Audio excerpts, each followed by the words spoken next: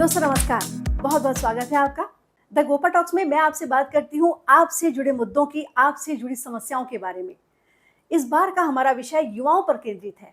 दोस्तों, हमारे देश की एक बहुत बड़ी आबादी युवाओं की है और हमारे युवाओं की जो आबादी है उस हिसाब से हमारे देश में रोजगार की कमी है, नौकरियों की कमी है। हमारे युवा अब समझदार हो गए हैं और वे नौकरी के पीछे न भागते हुए रोजगार के दूसरे विकल्प, दूसरे अवसरों को तलाश रहे हैं। इसमें से बहुत सारे युवा स्टार्टअप करना चाहते हैं, लेकिन स्टार्टअप के फील्ड में काफ़ी सारे कन्फ्यूजन्स हैं, उन्हें मार्गदर्शन की बहुत ज़रूरत है। इसलिए आज हमने टॉपिक रखा है स्टार्टअप कैसे शुरू करें, और इस विषय पर बातचीत करने के लिए हमने एक्सपर्ट को जिन्हें बुलाया है वो है रायपुर छत्तीसगढ़ के ज्ञानेंद्र पांडे जी। ज्ञानेंद्र जी नमस्कार। नमस्कार मैम, आपका बहुत बहुत स्वागत है। Thank you. Gyanendra ji startup की फील्ड में मेंटर हैं और कंसल्टेंट के रूप में काम करते हैं। उन्होंने बहुत सारे सफल स्टार्टअप शुरू किए हैं, उनकी मॉनिटरिंग करते रहते हैं। इसके अलावा जो सबसे बड़ी बात है जो ज्ञानेंद्र जी के बारे में, वो है वो ट्रैवल ब्लॉगर हैं। ट्रैवल के फील्ड में वो अपना स्टार्टअप शुरू कर चुके हैं। वे ऑर्गेनिक फूड पर भी वो स्टार्टअप अपना शुरू किए हैं हाल ही में, और साथ ही साथ बहुत अच्छे फोटोग्राफर भी हैं। तो उनके पूरे अनुभव का लाभ हम सबको मिलेगा, हमारे युवाओं को मिलेगा, हम ये उम्मीद करते हैं और इस चर्चा की शुरुआत करते हैं। ज्ञानेंद्र जी, सबसे पहले तो आपसे ये जानना चाहूँगी कि स्टार्टअप के बारे में अधिकतर युवा जो हैं वो कंफ्यूज रहते हैं। हम एक और शब्द सुनते हैं जिसे कहते हैं एंटरप्रेन्योरशिप। जी, तो स्टार्टअप और एंटरप्रेन्योरशिप में क्या अंतर है? देखिए दोनों ही चीज़ें रोजगार से जुड़ी हुई हैं। सबसे पहले चर्चा शुरू करने से पहले सबसे पहले मैं एक और चीज़ बताना चाहूँगा। जो जी। लोग एंटरप्रेन्योरशिप में आना चाहते हैं, अपना स्टार्टअप करना चाहते हैं, एक जनरल मिथक है अच्छा। जो लोगों के दिमाग में है। जो आम तौर से बोलचाल की भाषा में हम बोलते हैं ना कि अगर कुछ नहीं किया, हम्म। नौकरी नहीं मिली, तो अपना बिजनेस कर लेंगे, जी। अपना स्टार्टअप कर लेंगे। हम्म। ये बहुत गलत बात है। हम्म। हमको युवाओं को, अपने बच्चों को इस तरीके से मेंटरशिप देना है। शुरू से उनके दिमाग में ये नहीं होना चाहिए कि नौकरी नहीं मिली तब आप काम करेंगे। उनको नौकरी मांगने वाला नहीं, नौकरी देने वाला हम एम्प्लॉयर बनाना चाहते हैं। जहाँ तक दोनों चीज़ों का अंतर है, एंटरप्रेन्योरशिप और एंटरप्रेन्योरशिप क्या है, जस्ट उद्यमिता, जिसका हिंदी शब्द है। उद्यमिता का अर्थ ये है कि मैं अपने उद्यम से अपने परिवार के लिए रोजी रोजगार, आमदनी, आय के साधन अगर मैं जनरेट करता हूँ, पैसा बनाता हूँ, वो उद्यमिता है। वो एक चाय ठेला भी उद्यमी होता है, पान की दुकान वाला भी उद्यमी होता है, और एक बड़ा रेस्टोरेंट चलाने वाला भी उद्यमी होता है। मतलब एक सामान्य भाषा में हम कह सकते हैं कि अपना कारोबार या बिजनेस। हाँ जी। दूसरी चीज होती है स्टार्टअप। स्टार्टअप भी सेल्फ एम्प्लॉयमेंट के लिए काम करना होता है, लेकिन इसमें कुछ चीजें हैं जो अनिवार्य हैं। पहला तो इसमें एक इनोवेशन होना चाहिए, जिसको हम नवाचार कहते हैं। अच्छा। चीजों को नए तरीके से प्रस्तुत करना। दूसरा, हम किसी न किसी समस्या का समाधान लेकर के आते हैं स्टार्टअप में।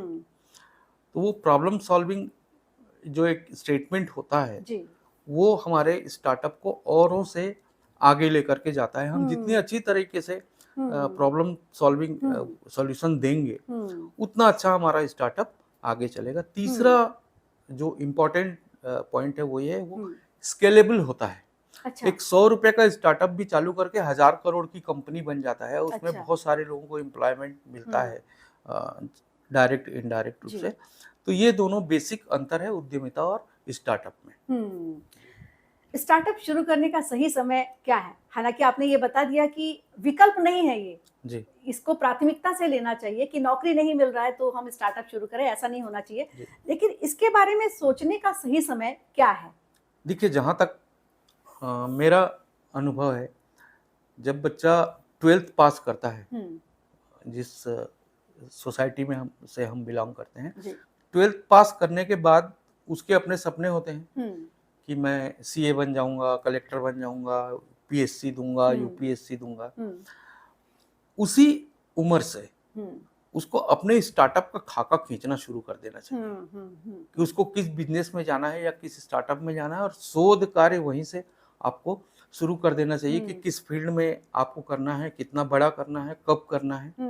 तो वो 3-4 साल अगर स्टार्टअप में या एंटरप्रेन्योरशिप डेवलपमेंट में देगा 12th के बाद, तो मुझे लगता है कि वो ग्रेजुएट होते होते may be he can be a millionaire, उसका इतना बड़ा हो लेकिन जाए। यहाँ सबसे बड़ा सवाल ये आता है कि किस डायरेक्शन में, किस दिशा में स्टार्टअप शुरू किया जाए, क्योंकि क्षेत्र तो बहुत सारे हैं। इसमें ये भी बहुत जरूरी है कि रुचि का होना चाहिए जी और जिसमें थोड़ी बहुत नॉलेज भी चाहिए। जरूरी मार्गदर्शन तो आप जैसे मेंटर्स दे ही देते हैं, लेकिन क्षेत्र कैसे डिसाइड करें?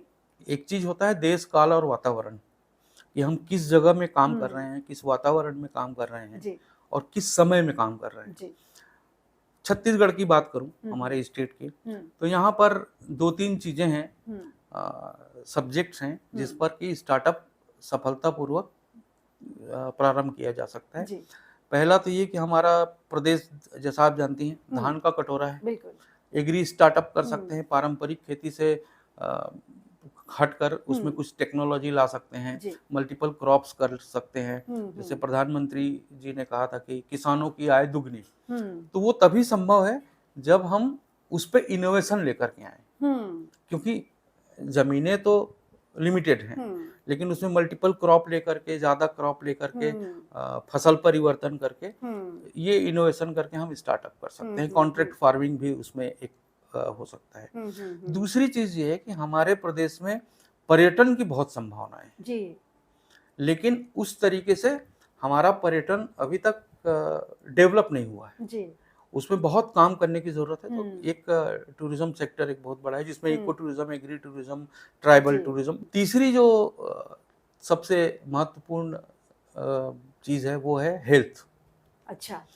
स्वास्थ्य में भी हमने देखा है कि यहाँ एक कुछ पारंपरिक बीमारियां हैं जो पीढ़ी दर पीढ़ी चली आ रही है, जैसे सिकल सेल पे कोई काम नहीं। छत्तीसगढ़ में सिकल सेल काफी बड़ी संख्या में देखी जाती है। बस्तर और कुछ जगहों में कोपे बेड़ा वगैरह जो एरिया है वहाँ पर पानी की बहुत समस्या है ना। मेडिकल फैसिलिटीज आज भी हम आए दिन देखते रहते हैं कि लोग कितना स्ट्रगल करते हैं, नाव पार करके, नदी पार करके जा रहे हैं।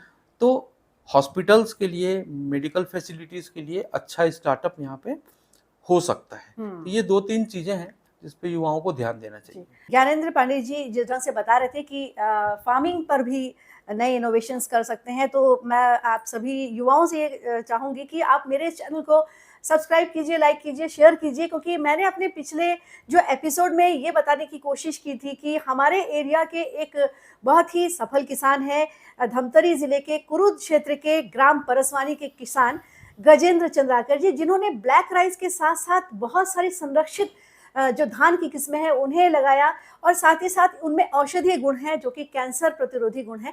तो ये भी एक बहुत बड़ा इनोवेशन है, क्यों ज्ञानेंद्र पांडे जी? बिल्कुल। और इस प्रकार की फार्मिंग के क्षेत्र में भी आ सकते हैं। और मुझे लगता है कि फार्मिंग के लिए क्या आपके पास फार्म होना जरूरी है या बहुत जगह होने की जरूरत है? जी नहीं, ऐसा कुछ नहीं है। जैसे मैंने अभी बताया कि एक टर्म होता है कॉन्ट्रैक्ट फार्मिंग। आप टेक्नोलॉजी प्रोवाइडर बन जाइए। बहुत सारे किसान हैं जो पारंपरिक, जिनके पास छोटे छोटे खेत हैं, किसी के पास 1 एकड़ है, किसी के पास अप टू 100 एकर्स भी हैं। तो उनके साथ आप, अभी एक गवर्नमेंट की योजना चल रही है, पैक्स करके हर गांव में बनाते हैं। अच्छा। Primary agriculture cooperative society. अच्छा। उसका आप फॉर्मेशन कर सकते हैं, उसकी कंसल्टेंसी कर सकते हैं, नए टेक्नोलॉजीज, नई मशीनरीज, नया packaging material, so that global market में जब तक आप नहीं पहुंचेंगे तब तक वैल्यू एडिशन नहीं होगा और उससे आय नहीं होगी, और आय नहीं होगी तो फिर ग्रोथ रुकेगा। तो ये पूरा इकोसिस्टम बनाने के लिए हमारे पास one of the best platform जो है छत्तीसगढ़ में अवेलेबल है। आजकल हम देख रहे हैं कि हम वापस परंपराओं पे पहुंच रहे हैं। हम जितने भी मॉडर्न युग में रह रहे हैं, हम वापस कोदो कुटकी और मिलेट में पहुंच रहे हैं। किस प्रकार की पारंपरिक चीजों पर वो अपना स्टार्टअप शुरू कर सकते हैं? अभी हम लोगों ने कोरोना देखा, एक वैश्विक महामारी से हम जूझे। उसमें कहीं ना कहीं हमारे जो पारंपरिक मसाले हैं, जो हमारा किचन था, वही सबसे बड़ा हॉस्पिटल था। बिल्कुल बिल्कुल। उसी की दवाइयों से लोग सरवाइव किए, स्वस्थ हुए, और अब उसका ट्रेडिशन बन गया है कि हम वापस अपनी परंपराओं की ओर मुड़ रहे हैं। छत्तीसगढ़ स्पेसिफिक बात करूं तो यहाँ पर शायद बहुत कम लोगों को मालूम होगा, 20,000 से ज्यादा वैरायटी के चावल होते हैं छत्तीसगढ़ जी। में। और चावल पर आधारित ही बहुत सारे हमारे फूड जो है जी। सप्लीमेंट भी बनते हैं हम्म। और प्रोसेस फूड हम्म। जिसको प्रसंस्कृत हम्म। करके रखा जी। जाता है। जी। पहले के समय में बरसात में हरी सब्जियां नहीं होती थी, तो हम्म। हमारी माताएं बहनें नानी दादी ये बड़ी बिजौड़ी ये सब चीजें बना के रखती थी। उनको खाने का शौक सभी को है, जी। क्योंकि वो हमारे परंपराओं यादों से से जुड़ी है और जुड़ा हुआ है। हमारी मेमोरी में वो सब चीजें दर्ज हैं कि हाँ, हमारी दादी, हमारी माँ ये सब बनाया बनाया करती करती थी। थी। जी। लेकिन अब उसको बनाने वाले नहीं हैं। हम्म। तो चूंकि ये समस्या है तो वही एक समाधान भी है। दूसरी हम्म। तरफ हमारे पास अपॉर्चुनिटी भी है कि कुछ हम्म। महिलाएं अगर उसको अच्छी तरह से बनाएं जी। तो उनके लिए एक बहुत बड़ा मार्केट है। जी। और अभी सबको शौक हो गया है कि पारंपरिक भोजन करें। जो स्टार्टर होता है, हम्म। स्नैक्स होता है, मिठाइयाँ होती हैं, हम्म। वो सभी, क्योंकि आपको पता है जैसे ही तीज त्योहार आता है टीवी में न्यूज़ आना शुरू हो जाता है कि दूध मिलावटी है, मावा मिलावटी बिल्कुल है। बिल्कुल। लेकिन हमारे व्यंजन पे छत्तीसगढ़ी व्यंजन जितने भी बनते हैं उसमें मिलावट की कहीं कोई जगह ही नहीं है। जी, क्योंकि वो बिल्कुल ताज़े बनते ताज़ा हैं। है। चूँकि ताज़े बनते हैं तो इसलिए उसके पीछे मेहनत बहुत है, कवायद बहुत है। जी। यहाँ पे एक बात आती है कि जिस तरह हम मैगी नूडल्स खाते हैं, जो कि आजकल लोग बिलीव करते हैं कि भी शहरों में रहते हैं, बहुत उनकी जो लाइफ़स्टाइल है बहुत हेक्टिक होती है, तो बहुत कम समय में कोई ऐसा फूड, तो क्या कुछ छत्तीसगढ़ी व्यंजन ऐसे नहीं बन सकता है जो कि प्रोसेस्ड हो और बहुत फास्ट फूड की तरह काम करे? जो हमारा पारंपरिक व्यंजनों की अगर हम लिस्ट बनाएं जी। तो छत्तीसगढ़ में आपने सुना होगा हमारा एक सबसे पॉपुलर, सबसे कहना चाहिए कि हर घर में बनने वाला एक व्यंजन है, वो है चीला। जी, बिल्कुल, बिल्कुल। वो नमकीन भी बनता है, मीठा भी बनता है, गुड़ के साथ भी बनता है और बिल्कुल, अलग-अलग इंग्रेडिएंट्स उसमें रहते हैं। बिल्कुल, बिल्कुल। अब सवाल ये उठता है कि वो इंस्टेंट, जैसे आपने बताया ना कि जी। मैगी की तरह या नूडल्स हुँ, की तरह हुँ। किस तरीके से हो, तो हम चीला मिक्स बना करके भी सप्लाई कर सकते हैं जी। ताकि लोग अब बेटर 2 मिनट में बनाएं और हुँ। प्रिपेयर करके दे कैन एंजॉय। जैसे कि ज्ञानंद पांडे जी बता रहे हैं कि छत्तीसगढ़ में जो पारंपरिक चीजें हैं या पारंपरिक व्यंजन है, उस पर भी काफी अच्छी संभावनाएं हो सकती हैं। और अगर दूसरे राज्यों की बात करें तो वहाँ की भौगोलिक स्थितियां और वहाँ की जो उपज है या वहाँ की जो पारंपरिक चीजें हैं, उस पर भी बहुत अच्छा स्टार्टअप शुरू हो सकता है। पांडे जी, अब मैं ये जानना चाहूंगी आपसे कि इकोसिस्टम किस तरह का होना चाहिए और एक सफल स्टार्टअप किस तरह शुरू हो, उसकी प्रारंभिक तैयारी कैसी हो? क्योंकि अक्सर ये देखने में आता है कि स्टार्टअप सब शुरू तो हो जाते हैं लेकिन वो सफल नहीं हो पाते। 12th के बाद हुँ। एक माइंडसेट होना चाहिए। हुँ। उससे पहले फिर से हुँ। मैं दोहराना चाहूँगा, हुँ। ये मिथक नहीं होना चाहिए कि यदि नौकरी नहीं मिलती है तो आपको स्टार्टअप करना है। अगर हुँ। उस भाव से आप शुरू करेंगे तो आपका हुँ। फेल होना निश्चित है। जी। जब 12th से हम तैयारी करते हैं तो हमको अपना फाइनेंशियल सिबिल स्कोर अच्छा रखना है, हुँ। केवाईसी अच्छा रखना है। हुँ। हमको अपना रोड मैप क्लियर रखना है कि हुँ। हम बैकवर्ड लिंकेज हमारा क्या है, हुँ। फिर उसका वैल्यू एडिशन हम कैसे हुँ। करेंगे, हुँ। फॉरवर्ड लिंकेज क्या है, हुँ। हमारा मार्केट प्लेस कौन सा हुँ। है, हम हुँ। ब्रांड मार्केटिंग कैसे करते हुँ। हैं। हुँ। इसकी पूरी माइक्रो प्लानिंग की पूरी तैयारी 2-3 साल में लोगों जी। को करनी चाहिए। तो हुँ। ये हो गया पूरा इकोसिस्टम। जी। स्टार्टअप में एक और इम्पॉर्टेंट चीज़ होती है, जैसे हम आए दिन देखते हैं कि जी। किसी स्टार्टअप को किसी बड़े कंपनी ने टेक ओवर कर लिया। अच्छा। तो हमारे इकोसिस्टम में, हमारे रोड मैप में ये हुँ। होना चाहिए कि हम अपने स्टार्टअप से एग्जिट कब करेंगे। अच्छा। क्योंकि क्या है, एक सर्कल है, हुँ। जो न्यूटन का लॉ होता है ना हुँ। कि हुँ। एक हुँ। चीज ऊपर जाती फिर नीचे आती। जी, जी। स्टार्टअप के साथ भी वही है। हुँ। हुँ। हम उसको स्केल अप करते करते अगर उसका थ्रस्ट जो है, जी। उसके नंबर ऑफ एम्प्लॉइज नहीं बढ़ाते हैं, जी। उसको स्केलेबल नहीं हुँ। करते हैं, हुँ। हुँ। तो वो क्या होता है, धीरे धीरे वो हुँ। खत्म होने लगता हुँ। है। हुँ। हुँ। तो उसके लिए ज़रूरी है कि हम अपनी क्षमता तक उसको बढ़ाएं। हुँ। उसके बाद हम किसी बड़ी कंपनी के साथ टाई अप करके उसको टेक ओवर करने दें हुँ। और हम एग्जिट कर जाएं। ताकि उसका विस्तार हो सके। उसका विस्तार हो सके, हुँ। ज़्यादा से ज़्यादा लोग जुड़ सकें, जी। ग्लोबल रीच उसका बढ़े। जी। तो ये ओवरऑल हुँ। इकोसिस्टम होता है स्टार्टअप जी। का। स्टार्टअप इकोसिस्टम का मतलब है एक पूरी चैन जी। की प्रोसेस, कहाँ से हम स्टार्ट करेंगे और कहाँ हुँ। हम एग्जिट करेंगे। अच्छा। उसमें स्केलेबिलिटी भी आ जाती है। हुँ। जैसे मैंने बताया, हुँ। 100 रुपीज से चालू करके हम हुँ। 1000 करोड़ करोड़ तक का बिजनेस बना सकते जी। हैं। तो वो पूरा इकोसिस्टम, पूरा सर्कल जी। कंप्लीट करने के लिए हमारा विजन जो है हुँ। वो क्लियर होना चाहिए। अच्छा। नवाचार स्टार्टअप का एक बहुत अहम बिंदु है। नवाचार का मतलब है कि हम नया क्या उसमें कर रहे हैं। कोई भी बिजनेस आप नया नहीं कर सकते, वो सदियों से सारे बिजनेसेस हो रहे हैं जी। लेकिन हम उसी को, जैसे हम सबसे अभी पॉपुलर सर्विस यूज करते हैं जोमेटो। जोमेटो ने देखा लोगों की के प्रॉब्लम को आपको आइडेंटिफाई करना है। अगर आपको खाना है तो पहले क्या होता था, हम जाते थे होटल से ले करके आते थे, तब तक खाना ठंडा भी हो जाता है, आपके मेहमान भी भाग जाते हैं, जाने आने में है ना, परेशानी और जाने आने में परेशानी है, कभी मौसम ठीक नहीं है, तो उसने देखा कि अगर आप घर बैठे अगर इनको प्रोवाइड कर, जोमेटो के पास कोई होटल नहीं है लेकिन उसने एक ऐसा स्टार्टअप तैयार किया, इट्स वेरी इजी कि हम 2 मिनट में कोई भी ऑर्डर करके बिल्कुल हम, तो ये नवाचार हो, काम वही है। उसी प्रकार से एग्रीकल्चर के फील्ड में, टूरिज्म के फील्ड में, मेडिकल के फील्ड में, और यहाँ तक कि डिफेंस के फील्ड में अभी सोलर एनर्जी के उसमें ईवी बहुत सारी आ गई हैं, इसमें अभी हम लोग देख रहे थे, उसमें भी नवाचार की जरूरत है और स्टार्टअप उसमें हो सकता है। जहाँ तक बैकवर्ड लिंकेज और फॉरवर्ड लिंकेज की बात है, ये वो होता है, मान लीजिए हमने अभी माइनर फॉरेस्ट प्रोड्यूस की बात की, लघु वनोपज, वो रॉ मटेरियल मिलता है, कहाँ से मिलेगा, गांव से मिलेगा, वन समितियों से मिलेगा, फॉरेस्ट डिपार्टमेंट से मिलेगा, या फॉरेस्ट से डायरेक्ट मिलेगा। अब उसका हमको वैल्यू एडिशन करना है, उसकी पैकेजिंग, प्रोसेसिंग, ब्रांडिंग, लाइसेंसिंग, ये सब करना है। तो जो बैकवर्ड लिंकेज है वो हमको सप्लाई देगा रॉ मटेरियल की, हम उसका वैल्यू एडिशन करेंगे। फिर फॉरवर्ड लिंकेज, वो किस मार्केट में जाएगा वो आइडेंटिफाई करना जरूरी है। अच्छा, क्योंकि आपने सामान तो ले लिया, वैल्यू एडिशन भी कर लिया, अब वो जाएगा कहाँ? अगर वो मार्केट आपने आइडेंटिफाई कर लिया और आपके पास बायर्स हैं, तो आपकी पूरी चेन एक साथ चलने लगती है, वो ऑटोमेशन में फिर वो साइकिल चलने लगता है। दैट इज कॉल्ड, मतलब पूरा मिला करके cumulative, it is startup ecosystem. जी, बहुत अच्छी जानकारी दी आपने।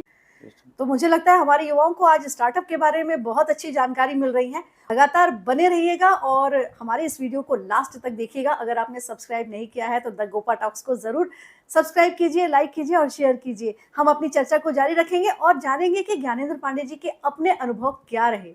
और चूंकि आप अभी वनोपज की बात कर रहे थे, तो हम जानना चाहेंगे कि आपने जो स्टार्टअप शुरू किया है ऑर्गेनिक प्रोडक्ट और वनोपज को लेकर, वो क्या है? थोड़े हमारे दर्शकों को बताइए, युवाओं को बताइए। जी जरूर। हम लोगों ने अभी छत्तीसगढ़ के ही ऑर्गेनिक जितने भी वनोपज हैं और उत्पाद हैं, उनको वैल्यू एडेड प्रोडक्ट के रूप में ग्लोबल प्लेटफॉर्म पे लाने के लिए हमने श्री अन्न के नाम से एक वेबसाइट तैयार किया है। और हम चाहते हैं कि बहुत सारी जितनी भी समितियां हैं जो काम करती हैं, महिला स्व सहायता समूह हैं, वो अपने अपने उत्पाद बनाएं।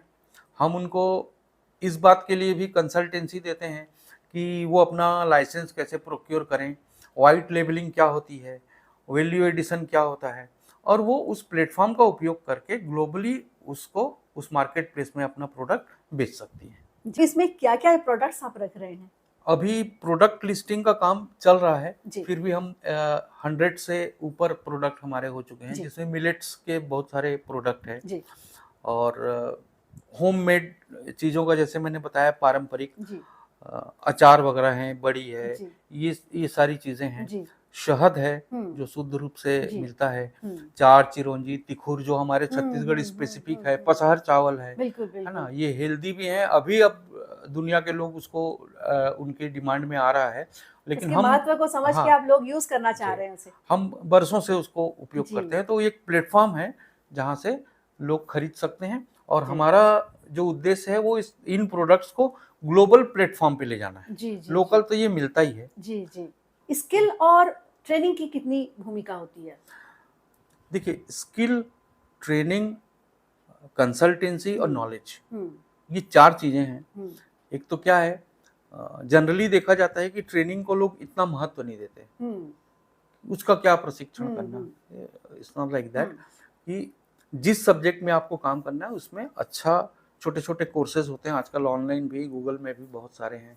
द ग्रेट लेक्स करके एक साइट है, उस पर सर्टिफिकेट प्रोग्राम्स है, AI तक के प्रोग्राम्स हैं। IT इनेबल आपको बनाना पड़ेगा। अपने स्टार्टअप में आईटी का अच्छा रोल होता है, ब्रांड अच्छा। मार्केटिंग के लिए, वेबसाइट बनाने के लिए। हम्म, तो ये सारी चीज़ों पे हम्म। ध्यान देना बहुत ज़रूरी है। एक स्टार्टअप शुरू तो हो जाता है, जी, लेकिन उसके रास्ते में कई सारे चैलेंजेस होते हैं। चैलेंजेस। तो वो चैलेंजेस क्या है और उनसे निपटने के क्या उपाय हैं, क्या तरीके हैं? मैम देखिए, स्टार्टअप में सिर्फ 3 चैलेंजेस हैं। हम्म, स्टार्टअप जैसा नाम है ना, हम्म, सबसे पहले तो स्टार्टिंग ही चैलेंज है। जी, स्टार्ट मतलब प्लानिंग तो हो जाती है, हम्म, हम्म, आइडिएशन हो जाता है, लेकिन उसका एग्जीक्यूशन जो है ना, हम्म, वो वहीं पर गलती हो जाती है। हम्म, तो दूसरी ये होती है कि उसकी जब स्केलेबिलिटी की बात आती है या अच्छी टीम बनाने की बात होती है, जी, जो कि बहुत ज़रूरी है। जी, फंड एक बहुत बड़ा, क्योंकि हमारे यहाँ स्टार्टअप का इतना कल्चर नहीं है, जी, तो हमको एंजल इन्वेस्टर्स नहीं मिलते, बैंक से इतना जल्दी लोन नहीं मिलता, जिसकी हमको 4-5 साल से तैयारी करनी पड़ती है ना। तो ये चैलेंजेस होते हैं। जी, अगर इनकी तैयारी शुरू से कर ली जाए, जी, हमको पता है कि हम मार्केट हमारा कहाँ पर है, बैकवर्ड लिंकेज, फॉरवर्ड लिंकेज कहाँ है, हमारी फंडिंग कैसी होगी, अच्छी टीम हो, आईटी इनेबल सर्विसेज हम प्रोक्योर करें, मार्केट से हेल्प लें, कंसल्टेंसी लें, विशेषज्ञों की राय लें। जी, हायर करना पड़ता है तो थोड़े पैसे खर्च करके आप हायर भी करें, कोर्सेज भी करें। हाँ, ये सारी चीज़ें ज़रूरी हैं। जैसे अंधे कुएं में कूदने वाली बात नहीं होनी चाहिए स्टार्टअप में। पूरी तैयारी के तैयारी साथ के आप साथ निकलें, उतरना पड़ेगा। और मेरे हिसाब से मिनिमम 5 साल उसको 12th के बाद देना चाहिए। कोई ऐसा कारण नहीं है कि उसका स्टार्टअप फेल हो जाए। इसमें संयम की और धीरज की बड़ी आवश्यकता होती है, क्यों पांडे जी? बिल्कुल, आपको आपका रोड मैप क्लियर होना चाहिए, स्टेप्स क्लियर होने चाहिए। जैसे हम प्लान करते हैं ना, जी, 1, 2, 3 ऐसे पूरा एक चेकलिस्ट बनाइए और रोज 180 डे एक-एक कदम आगे आप बढ़िए और उसको देखते जाइए कि उसमें क्या-क्या चैलेंजेस आ रहे हैं। उसके लिए फिर पहले से आप तैयारी रखिए। तब जब आप एग्जीक्यूट करते हैं तो फिर आपके रास्ते में इतनी कठिनाइयाँ नहीं आती। ज्ञानेंद्र जी, स्टार्टअप के इकोसिस्टम की जब बात होती है तो हम अक्सर दो शब्द बहुत सुनते हैं। एक तो है एंजल इन्वेस्टर्स और दूसरा है वेंचर कैपिटलिस्ट। जी, देखिए, एंजल इन्वेस्टर्स ऐसी कंपनियां हैं जो स्टार्टअप आइडियाज देखती हैं, पिच डेक आपका कैसा है, उसमें कितना पोटेंशियल है, उसकी अपनी एक उनकी एक्सपर्ट टीम होती है। जी, वो एनालिसिस करके देखती है कि उसमें उसका फ्यूचर क्या है, फिर वो पैसे लगाती हैं अच्छा, आपके स्टार्टअप पे। ये एंजल इन्वेस्टर्स होते हैं। अब जैसे पर्सनली आपके कुछ कॉन्टेक्ट्स हैं या स्टेट की कोई जी, पॉलिसी है, तो वेंचर कैपिटलिस्ट वो भी कुछ शेयर ले करके अच्छा, एक आकलन होता है कि ये कितना स्केल अप हो सकता है। जैसे 1000 करोड़ का है, अच्छा, तो वो 10% इक्विटी लेकर के वो आपको वेंचर कैपिटलिस्ट पैसा प्रोवाइड करेंगे अच्छा, और उतनी इक्विटी वो अपने पास रख लेंगे। इसके अलावा फंडिंग में 2 और तरीके हैं। एक सिक्योर्ड लोन होता है जो अच्छा, बैंक देता है, जिसमें हम प्रॉपर्टी मॉर्गेज करते हैं। दूसरा होता है अनसिक्योर्ड लोन। अच्छा, तो अनसिक्योर्ड लोन के लिए भी गवर्नमेंट की तरफ से, स्टार्टअप इंडिया की तरफ से बहुत सारे स्कीम्स हैं जिसमें आप विदाउट कोलेटरल लोन ले सकते हैं, लेकिन उसके अपने मापदंड हैं, उसके पैरामीटर्स में आपका जो स्टार्टअप है वो फिट बैठना चाहिए, जी, उसकी क्वालिटी इतनी अच्छी होनी चाहिए कि आपको फिर वहां से ना सुनना पड़े। अच्छा, अच्छा। ज्ञानंद जी, हम अक्सर देखते हैं एक शो शार्क टैंक के नाम से, जी, तो वहाँ जितने भी स्टार्टअप जो शुरू करना चाहते हैं उन्हें इनवाइट किया जाता है, उस पर चर्चा होती है। क्या इस तरह की व्यवस्था हमारे यहाँ है? देखिए, देश में 4 ऐसे महानगर हैं जिसमें बॉम्बे है, दिल्ली है, बेंगलोर है और गुजरात में अहमदाबाद है।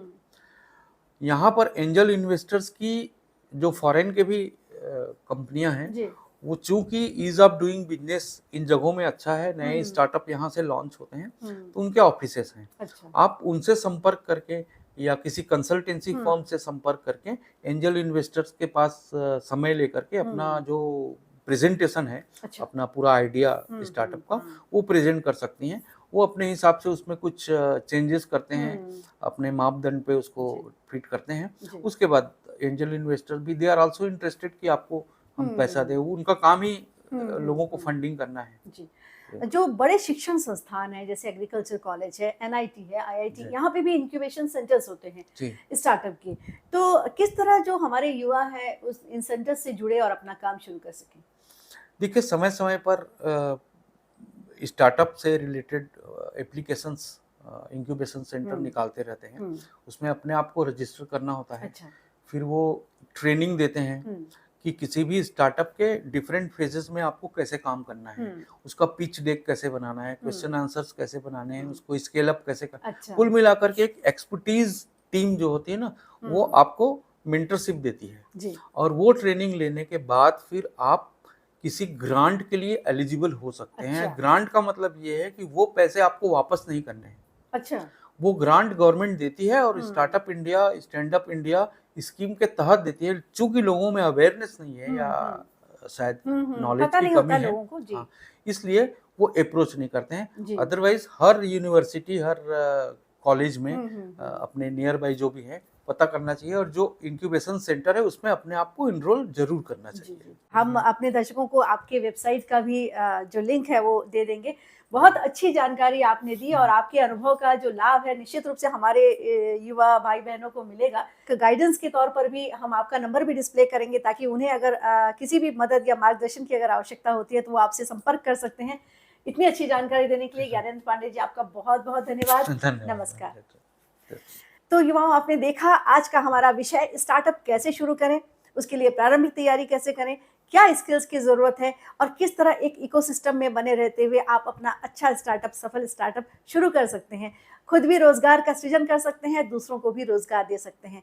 तो अगली बार फिर किसी नए विषय के साथ हम हाज़िर होंगे, तब तक के लिए इजाज़त दीजिए। नमस्कार।